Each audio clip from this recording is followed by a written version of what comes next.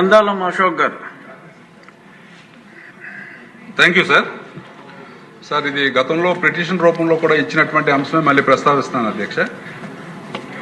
నా నియోజకవర్గం ఇచ్చాపురంలో దాదాపు 25,000 నుంచి 30,000 మంది జనాభా కలిగినటువంటి ఒక కమ్యూనిటీ ఉంది అధ్యక్ష, బెంతోరియా అనే కమ్యూనిటీ. ఇది ఎస్టీగా వాళ్ళని కన్సిడర్ చేయమని చెప్పి దాదాపు 3 దశాబ్దాల నుంచి వాళ్ళు పోరాటం చేస్తున్నారు అధ్యక్ష. అయితే వాళ్ళని ఎస్టీలుగా పరిగణించడం పక్కన పెడితే అసలు వాళ్ళు ఏ కమ్యూనిటీకి సంబంధించినటువంటి వాళ్ళు వాళ్ళకి తెలియనటువంటి పరిస్థితి ఉంది అధ్యక్ష. పర్టికులర్గా ఈ ఇష్యూ ఎందుకు అంత సీరియస్నెస్ ఉందంటే అధ్యక్ష, చాలామంది కాస్ట్ సర్టిఫికేట్ లేకపోవటం వల్ల వాళ్ళకి చదువుకున్నటువంటి పిల్లలు ముఖ్యంగా చాలా ఇబ్బందులు పడుతున్నటువంటి పరిస్థితి అధ్యక్ష. వాళ్ళకి ఏ రకమైనటువంటి ప్రభుత్వ సహాయం కూడా అందనటువంటి పరిస్థితి ఉంది అధ్యక్ష. వీళ్ళు గతంలో ఎన్నో రిప్రజెంటేషన్స్ ఇచ్చారు. అప్పుడు గౌరవనీయులు నారా చంద్రబాబు నాయుడు గారు ముఖ్యమంత్రిగా ఉన్నప్పుడు 94లో ఒక మెమో ఇచ్చినప్పుడు కొంతమంది ఎస్టీ సర్టిఫికెట్లు పొందినటువంటి పరిస్థితి ఉంది అధ్యక్ష.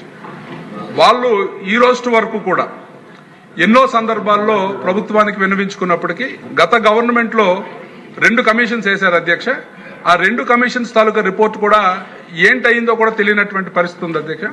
దయించి ప్రభుత్వం ఇలాంటి చాలా కమ్యూనిటీస్ ఉన్నాయి అధ్యక్ష, వాళ్ళకి ఏ కమ్యూనిటీకి సంబంధించినటువంటి వాళ్ళు తెలియకపోవటం వల్ల ప్రభుత్వ సంక్షేమ కార్యక్రమాలు అందకపోవటమే కాకుండా వాళ్ళకి ప్రధానంగా నేటివిటీ సర్టిఫికేట్స్ కూడా ఇవ్వట్లేదు అధ్యక్ష. మన మధ్య బ్రతుకుతున్నటువంటి మనుషులకు కూడా నేటివిటీ లేకపోవడం అనేది చాలా దయనీయమైనటువంటి పరిస్థితి.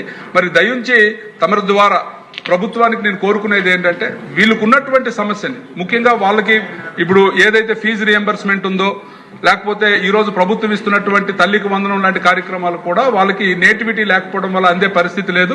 దయించి ప్రభుత్వం దీన్ని చాలా తీవ్రంగా పరిగణించి వాళ్ళకి న్యాయం చేయాల్సినటువంటి అవసరం ఉంది. అది ఆల్రెడీ పిటిషన్ రూపంలో కూడా తమకు ఇవ్వడం జరిగింది అధ్యక్ష. దయించి మీరు దాన్ని కన్సిడర్ చేయాల్సిందిగా కోరుకుంటున్నాను అధ్యక్ష.